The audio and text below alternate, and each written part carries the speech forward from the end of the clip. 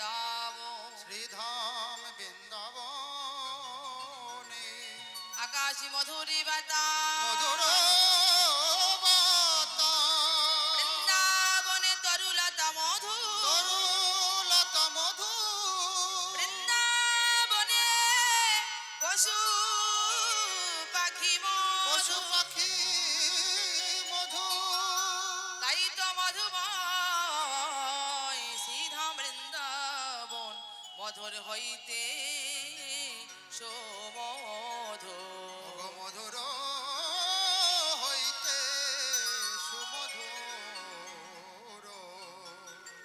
সুমধুর শ্রীধাম বৃন্দাবন, সেই বৃন্দাবনে আজ সবকিছুই মধুর। আকাশ বাতাস তরুলতা পশু পাখি সবকিছু মধুর। রাধা গোবিন্দ যুগল কিনা, তাই বৃন্দাবন মধুর হইতে সুমধুর। আস্তে সুমধুর শ্রীধাম বৃন্দাবনে আজকে শ্রীমতী রাধা রানী কোথায় যাবে? সূর্য পূজা করতে যাবে। কার পূজা? সূরজের পূজা। কে যাবে পূজা করতে? প্রেমময়ী রাধা রানী। এইবার বলি রাধা রানী কে? রাধা রানী কে? সেই রাধা রানীকে পেতে গেলে আমাদের কোথায় যেতে হয়? বলছে আরাধইত যাশা তিনি হলেন রাধা, ঊর্ধ্বে ঋত যার তিনি হলেন রাধা। যিনি রতি বস্তুকে ঊর্ধ্বগামী করতে পারেন তিনি হলেন রাধা। যিনি রতি বস্তুকে ধারণ করতে পারেন তিনি হলেন রাধা। এইবার বলুন, তেমন রাধারানী আমাদের কোথায় আছে? তেমন রাধারানী আমাদের কোথায় আছে? সেই বৃন্দাবনে? না গো না, আমাদের এই এত বড় বৃন্দাবনেও আমাদের অনেক রাধারানী আছে। আমাদের নয়ন নেই, আমাদের দৃষ্টি নেই, তাই আমরা দেখতে পাই না। কোন রাধারানী? বৈষ্ণব স্বরূপা রাধারানী। ওই যে বললাম আরাধইত যাশা, যিনি রতির আরাধনা করেন, যিনি রতিকে ধারণ করেন, যিনি রতিকে ঊর্ধ্বগামী করতে পারেন তিনি হচ্ছেন রাধারানী। তাহলে তিনি যদি রাধারানী হয়, সেই বৈষ্ণব, সেই হচ্ছে প্রকৃত বৈষ্ণব, বৈষ্ণবের চূড়ামণি, তিনি হচ্ছেন বৈষ্ণব স্বরূপা রাধারানী। তাহলে যে রতি নিয়ে খেলা করে, যে রতিকে নিয়ে পরিচর্যা করে, যে রতিকে ধারণ করতে পারে, সেই রাধারানী আজকে কোন পূজা করতে যাবে? সূর্য পূজা করতে যাবে, সূরজের পূজা করতে যাবে। কোন রজের? সূরজে, সেই রজের পূজা। সেই খানকার প্রজার পূজারী সবাই হতে পারে না। পারে কি? পারে না। কি করে পূজারী হবে গো? সবাই তো আসামি, তাহলে পূজারী হবে কি করে? নয় আসামি? আমরা সবাই এক একটা দাগি আসামি। আসামি কাকে বলে গো? যে খুন করে সেই হচ্ছে আসামি। আমরা একটা দুটো নয়, নীতি প্রতিদিন প্রতিনিয়ত খুন করছি, তাহলে আমরা হলাম বড় বড় আসামি। আমাদের জেলে দেওয়া উচিত নয় কি? তাহলে আমরা হলাম আসামি, তাহলে স্বামীকে, আমরা যদি আসামি হয় তাহলে স্বামীকে? স্বামী ছিল একজন যার নাম হচ্ছে বিবেকানন্দ। কথাতেই বলে স্বামী বিবেকানন্দ। কে বিবেকানন্দ? যিনি বিবেককে আনন্দ দেয় তিনি হচ্ছে বিবেকানন্দ। আমাদের বিবেককে কোথায় আনন্দ দিতে পারি গো? সারা রাত্রি সুখ অনুভব করলাম, ক্ষণিকের সুখ, ক্ষণিকের সুখ অনুভব করে সকালবেলায় চিন্তা করছি যে বাবা কি করলাম, গুরুচরণ আশ্রয় করলাম, শিক্ষা নিতে বললো নিলাম, দীক্ষা নিতে বললো নিলাম, গুরু ঘরে কর্ম করব বলে মনস্থির করলাম, রাতে গিয়ে মরে গেলাম। এই যে বিবেক সারাদিন খোঁচা মারছে, তাহলে বিবেকে আনন্দ থাকছে? থাকছে না। যিনি সারা রাত্রি আনন্দ করে সকাল বেলায় সেই আনন্দটাকে যিনি উপভোগ করছেন, যে বিবেক, যে বিবেক বলে দিচ্ছে যে তুমি সঠিক পথে পরিচালনা হচ্ছ, সেই বিবেককে যে আনন্দ দিতে পারে সেই হচ্ছে বিবেকানন্দ। যিনি ছিলেন নরেন, তার মধ্যেও প্রশ্ন হয়েছিল এটাই যদি তাই হয় তাহলে তোমার গুরু করার দরকার নেই, তাই না? এই প্রশ্নটা রামকৃষ্ণ ঠাকুরের কাছে করেছিলেন, আমার গুরু করার দরকার নেই। কিন্তু রামকৃষ্ণ ঠাকুর তাকে প্রমাণ দিয়েছিলেন গুরু করতে হয়। কেন জানো? গঙ্গায় নিয়ে গিয়ে বলছে, আচ্ছা না নরেন, ওই যে নৌকাটা দেখছো যাচ্ছে, ওই নৌকাটা কিসে চলছে বলো তো? বলে কেন? খেয়া বাইছে, ওই যে কি বলে দাঁড় বাইছে, কাঠের নৌকা। আচ্ছা বলো তো, এই নৌকাটা এখান থেকে চন্দননগর যেতে কতক্ষণ সময় লাগবে? সে প্রায় 7 থেকে 8 ঘন্টা। আচ্ছা এইবার বলো তো, ওই দেখো পিছনে একটা নৌকা আসছে, ওই নৌকাটা তো তাড়াতাড়ি আসছে কেন? বলো গুরুদেব, ওই ওই ওই নৌকাতে মোটর ফিট করা আছে, তাই তার টাইমটা শর্ট, তাই 7 ঘন্টার জায়গায় সে 3 ঘন্টাও যেতে পারে। বলো ঠিক ধরেছে। তাহলে গুরু ছাড়া তুমি যদি সাধন ভজনের পথে যাও, তোমার জন্মটা কেটে যাবে, তুমি সেই জায়গায় পৌঁছাতে পারো বা নাও পারো। আর তুমি যদি গুরু করো, গুরু মাধ্যম করো, তাহলে তুমি অতি শীঘ্রই তুমি সেই জায়গায় পৌঁছাতে পারবে। সেই নরেন তার চৈতন্য হলো, দীক্ষা শিক্ষা গ্রহণ করলো, কর্মপথে সে আগাতে শুরু করলো। কিন্তু বাবা একদিন হলো কি, কতগুলো রমণী অর্থাৎ মেয়ে ছেলে, নারী জাতি, কুলের বধূ, তারা স্নান করছিলেন। তারা কেমন করে স্নান করছিলেন জানেন? আগেকার দিনে স্নানের ধারা হচ্ছে ওই তীরে বসনে রেখে নীরে স্নান করত উলঙ্গ হয়ে। আর সেটা নরেন দূর থেকে দর্শন করেছিল। সেই রমণীগুলোকে দর্শন করে উলঙ্গ অবস্থায় স্নান করতে দেখে তার মধ্যে একটা উত্তেজনা শুরু হয়েছিল। সেই উত্তেজনা শুরু হওয়ার পরে তিনি অনেক চেষ্টা করলেন ধরে রাখার, অবশেষে না পেরে তিনি হাতের মধ্যে খলন করলেন। তিনি সেইটাকে নিয়ে চিন্তা করতে লাগলেন, এর এইটুকু একটা জিনিস তার যদি এত উত্তেজিত হয়, তাহলে এই জিনিসটা যদি আমি ধারণ করতে রাখতে পারি, ধারণ করে না জানি আমার কি হতে পারে। সেই চৈতন্য খোলার পরে ব্রহ্মচর্য পালন করতে করতে আসামি থেকে সেই স্বামী বিবেকানন্দ হয়ে উঠলেন আজ বিবেকানন্দ। যে বিবেককে আনন্দ দিতে পারে সেই হচ্ছে বিবেকানন্দ। আর যে বিবেককে আনন্দ দিতে পারে সেই রজ নিয়ে খেলা করতে পারে, সেই রজে এসে গড়াগড়ি দিতে পারে, সেই রজের ধোলা মাখতে পারে। আমরা বাবা সবাই মন্দিরে যাই, কিন্তু মন্দিরে যাওয়ার আর একটা নিয়ম যেটা আমরা শুরুতেই যা করতে হয় সেটাই আমরা জানি না। পূজা করতে গেলে পূজার শুরুতেই একটা নিয়ম হচ্ছে মন্দিরে ঢোকার আগে একটা ফোঁটা নিতে হয়, সেটাই আমরা জানি না। যিনি প্রকৃত বৈষ্ণব তিনি কি করেন? ওই মন্দিরে দুয়ারে গিয়ে রজের ধোলা নিয়ে আগে তিলক করে, তারপরে স্মরণ করে, ওগো ওলোকেশী চামুন্ডি খড়গ ধারিণী, আমি তোমার কাছে এসেছি, দেখো তুমিই পারো আমায় বাঁচাতে, তুমিই পারো আমায় মারতে। দেখো ভক্ত ভগবানের খেলা তো। বলছি ভগবান খেলবে বলে নেমেছে,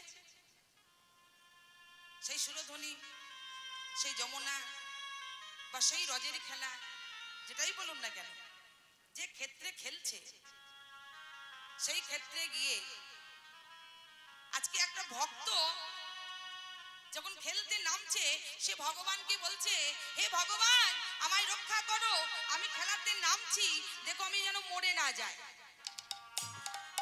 আবার ভক্ত যখন খেলাতে নেমে গেছে, ভগবান বলছে, ভক্ত খেলছো খেলো, দেখো সাবধান আমায় যেন মেরে ফেলো না।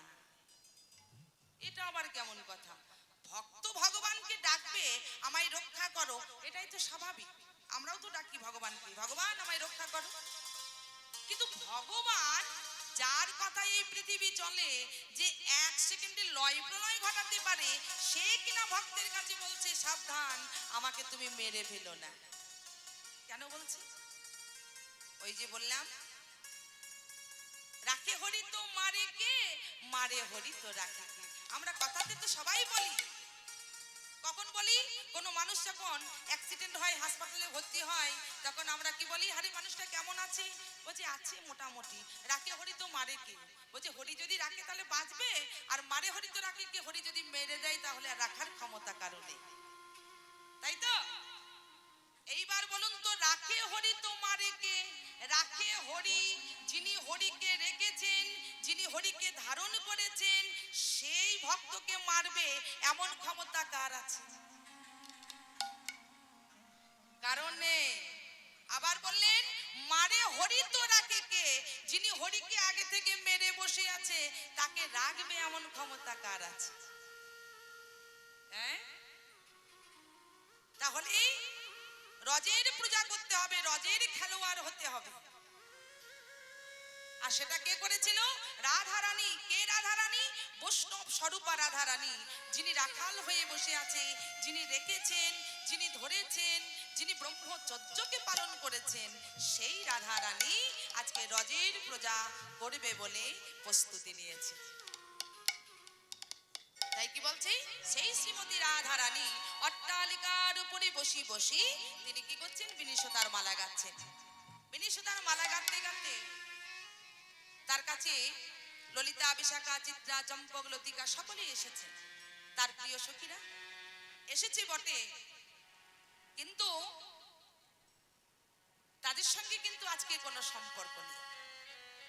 যতটা সম্পর্ক আর এক সখীর সঙ্গে আছে। কার সঙ্গে? তুলসীর সঙ্গে। তুলসী বলছে তুলসী তুলতে হবে শিরে, নিম্নগামী যেন না হয়, ঊর্ধ্বগামী করতে হবে, শিরে তুলতে হবে, তবেই তুমি তুলসী হতে পারবে। আর শিরে যদি তুলতে পারো, তুলসী যদি হতে পারো, তবে গোবিন্দের চরণে লাগবে, তাই তো? হ্যাঁ, সেই তুলসী আজকের হচ্ছে প্রধান সখী। কেন? এত শক্তি থাকতে প্রধান সখী হচ্ছে তুলসী কেন? এক একটা সময়ে এক এক সখী হচ্ছে প্রাধান্য। কেমন? যেমন সকালে যদি রসদগার হয়ে থাকে, তাহলে রসদগারের প্রিয় সখী কে ছিল? শ্যামলা, বিমলা, মঙ্গলা, অবলা। এরা কি? এরা কোন সখী? এরা হচ্ছে স্বতন্ত্রী সখী। স্বতন্ত্রী সখী মানে? স্বতন্ত্রী সখী মানে আমার ধরুন এমন পাঁচজন সখী আছে, পাঁচজন সখীর মধ্যে দেখবেন একজন সখী থাকে, সে আমার সব জানে। কি রকম জানে? যে আমার যদি গোপনে একটা প্রেমিক থাকে, সেই প্রেমিকের সঙ্গে রাত্রিবেলায় কেমন কেটেছে সেই ঘটনাটা শুধু সেই বন্ধুটা জানবে, আদার্স কেউ জানবে না। তাই আমার রাধারানী গোবিন্দের সঙ্গে কেমন ভাবে নিশি যাপন করেছে সেই কথাটা জানার অধিকার ছিল একমাত্র স্বতন্ত্রী সখীর, আর সেটা হলো শ্যামলা, বিমলা, মঙ্গলা, অবলা। আর এই ললিতা, বিশাখা, চিত্রা, চম্পক, লতিকা এরা কেমন? এইগুলো হচ্ছে যেগুলো প্রাণ গোবিন্দ যখন যমুনায় জল গিয়েছিল, ওই কদমতলায় বাঁশি বাজিয়েছিল, শ্রীমতী রাধারানীর সঙ্গে যে প্রেমগুলো হয়েছিল, সেই প্রেমের মুহূর্তের সাক্ষী ছিল ললিতা, বিশাখা, চিত্রা, চম্পক, লতিকা। হ্যাঁ, আর আজকের যে প্রধান সখী তুলসী, সেই আমার গোবিন্দের সঙ্গে রাধারানীর মিলন করাচ্ছে। তাই সবাইকে দেখে কিন্তু মনসুখ হলো না, হঠাৎ তুলসীকে দেখতে পেয়েছেন আমার রাধারানী, তাই ডাকছেন তুলসী, আরে ও তুলসী এদিকে আয়। শ্রীমতী রাধারানী তুলসী সখীকে ডাকছেন, বলছেন বলি আরে কিবা আজে রাধে কা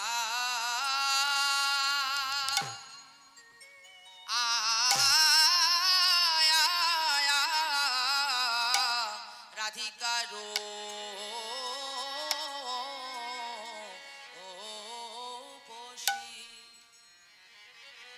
রাধিকা রূপসী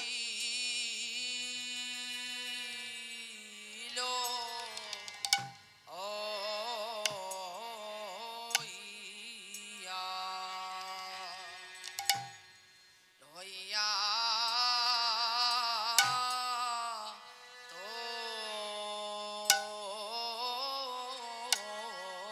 তুলসী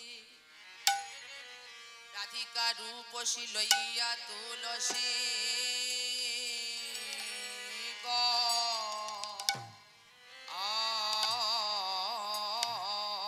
আহে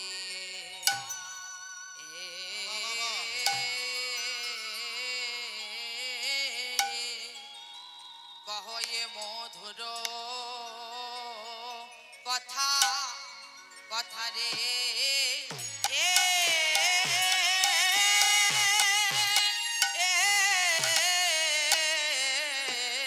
আরে কিবা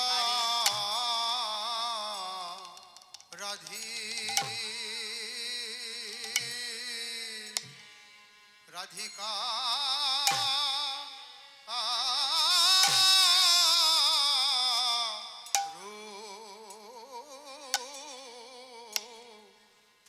রূপসী রাধিকা রূপসী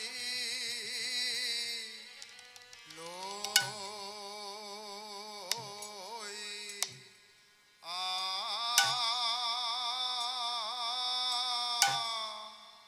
লইয়া তো তুলসী রাধিকা রূপসী লইয়া তুলসী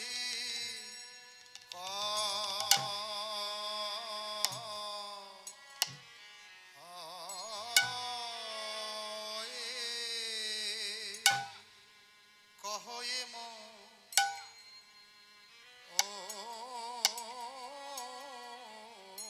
মধুর কহয়ে মধুর কথা কথা গো ও ও ও ও আরে কি বা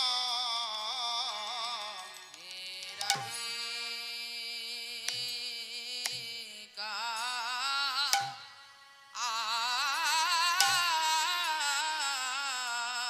রাধিকা রূপসী বলে আই তো ও লসী তুলসী রে একবারে যে আয়না আরে কি বা রাধি রাধিকা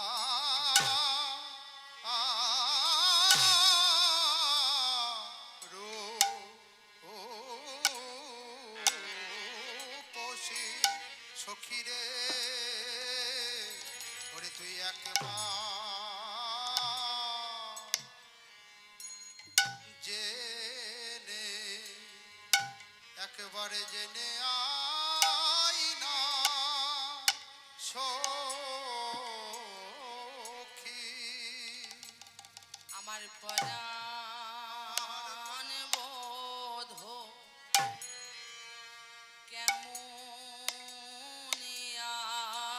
আছে তুই একবার জেনে জেনে আইনা সখী আমার পরাণ বধূ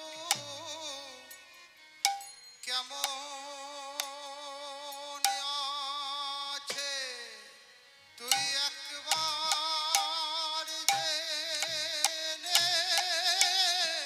আইনা সখী আমার পরাণ বধূ কেমন আছে সখী রে একবার জেনে ওরে আইনা সখী পরাণ বধূ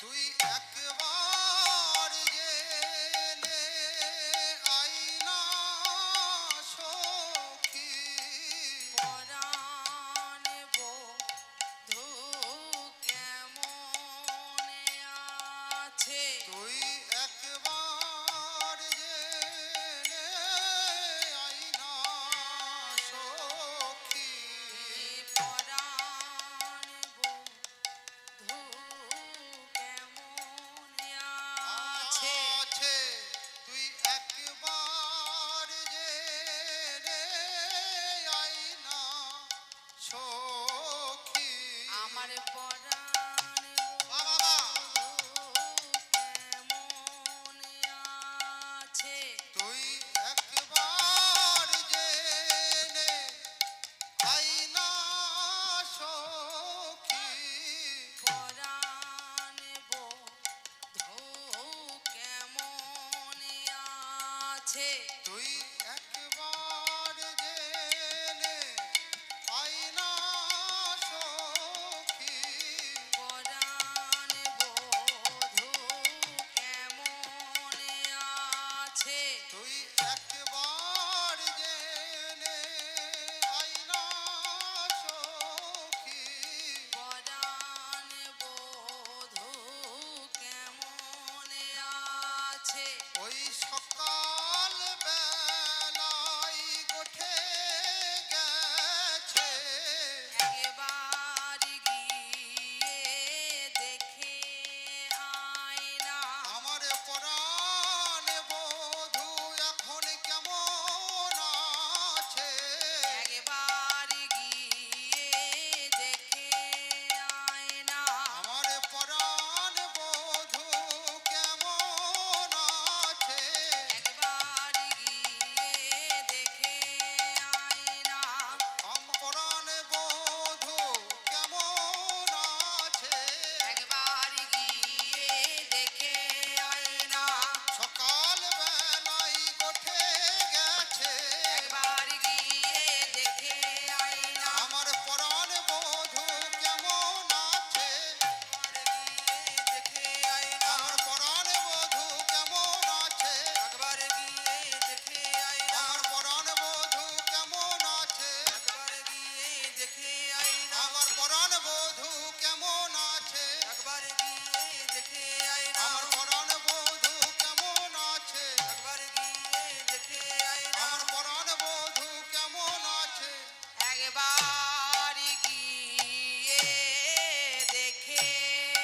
আয়না ওই সকাল বেলায় বধূ আমার গোঠে গেছে একবার গিয়ে দেখে আয়না সখীরে সকাল বেলায় গোঠে গেছে একবার গিয়ে দেখে আয়না ওই সকাল বেলায় বধূ গোঠে গেছে একবার গিয়ে দেখে আয়না বধূ পরাণ বধূ আমার কেমন আছে একবার গিয়ে দেখে আয়না পরাণ বধূ আমার কেমন আছে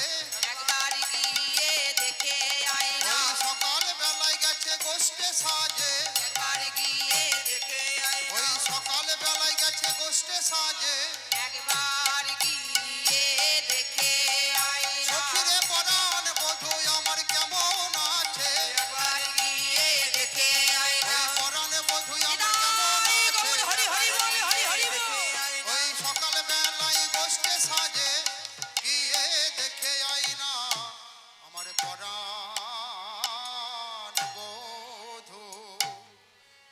বধূ কেমন আছে আরে কিবা রাধিকা